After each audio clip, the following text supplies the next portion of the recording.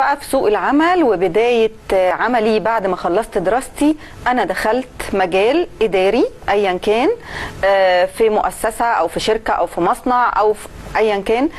إيه بقى اللي ممكن يقابلني أخلي بالي منه وأبقى حذر وأتعامل معاه إزاي، سواء حاجات كويسة أو حاجات ممكن تخليني ابقى مش حابب اكمل شغلي في المكان ده.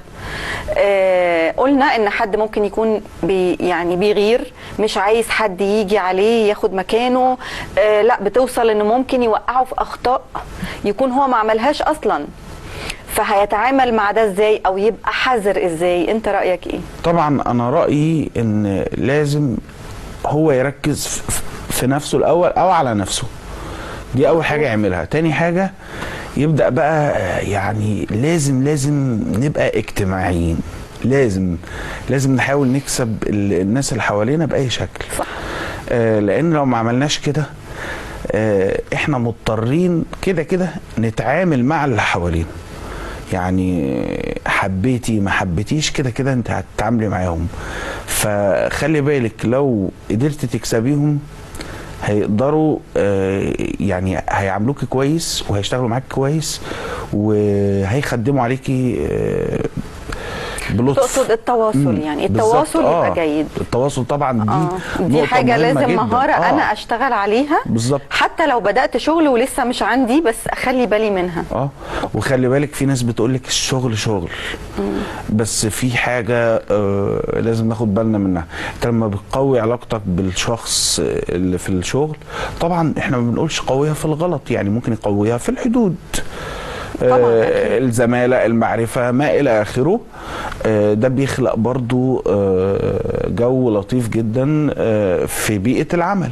أعتقد ده بيجي بالوقت. يعني مش معقول هو هيبدأ كده شغله عايز يعمل اجتماعيات وعايز، يعني هي بتيجي بالوقت. طبعا هي بتيجي بالتدريج وبالوقت وكل حاجة، ولكن الانطباع الأول دوت بيبقى سيء جدا. لا والله، ليه؟ انا اعرف ناس عادي الانطباع الاول كان جامد شويه، بعد كده بقت الدنيا حلوه جدا في الشغل وبيساعدوا بعض، ويعني ما فيهاش حاجه. يبقى احنا قلنا مهاره التواصل دي مهمه قوي. طبعا هو يطور من نفسه زي ما قلنا، يفضل بيشتغل على نفسه عشان يثبت وجوده في المكان ده. طيب لو حد بقى حاول يعمل اي حاجه، اوقات في ناس سيئه جدا ممكن تعمل اي حاجه توقع اللي قدامها في غلطه في الشغل وبيقعوا فعلا، دي يبقى حريص منها ولا يعمل ايه وقتها؟ رأيك ايه؟ هو في مقولة حلوة قوي بتقولك ايه؟ العلاقات ليست بالمدة وإنما هي بالمودة.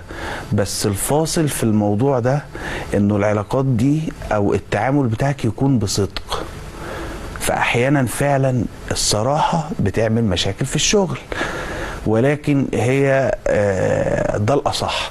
لأنه النهاردة أنت لما تغطي عليه في حاجة معينة، نفترض من وراء الحاجة دي هو عامل مشكلة كبيرة، أو في لا قدر الله حاجة ممكن فيما بعد يعتبر أنت مشارك في الجريمة بقى معاه بما أنك غطيت معاه. فهي الصدق في بعض الحالات هو الأفضل. زي ما بيقولوا كده، امشي عدل يحتار عدوك فيك. بالظبط، خصوصا لما تكون جديد. لكن لو انت عارف ان ده مثلا اخره اتأخر عشان راحت عليه نومه، لكن ما اتأخرش عشان كان بيعمل مشكلة او مصيبة في الوقت ده، في الحالة دي مش مشكلة برضو، مش هنتمنى ليه الضرر او الاذى.